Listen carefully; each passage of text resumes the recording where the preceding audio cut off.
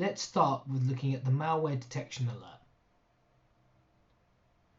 Using the analyzer, we can see the process tree collected from our endpoint for this alert.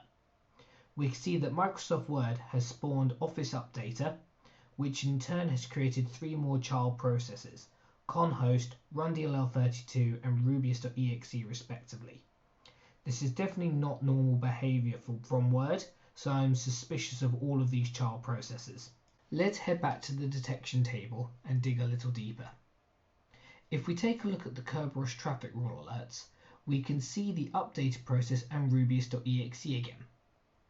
But if we look at the files rubius.exe is accessing, we can see that one of them is a .kirby file for the SQL service user. What's happening here is that the attacker is harvesting users, in this case the SQL service user, with the aim to elevate their privileges with these multiple attempts. This approach is called Kerberosing. Given this information, we should take a look and track this activity in a new timeline so it's easy to see what's happening in our case. To make it easier to add rubius.exe to the timeline, we can customize the detection table by adding process.name as a column. As you can see, we have full flexibility to add any field you like from the security data in Elastic. We'll drag rubius.exe into the timeline builder at the bottom of the screen to see the results, and we can additionally filter by dragging and dropping additional fields, which we'll do with host.name into the AND section of the query.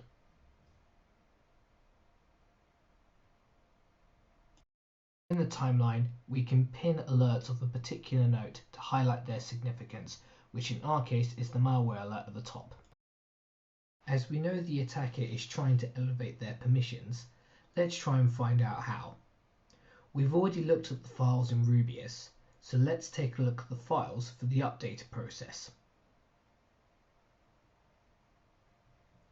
One of the files changed by the Office Updater was passwordlist.txt.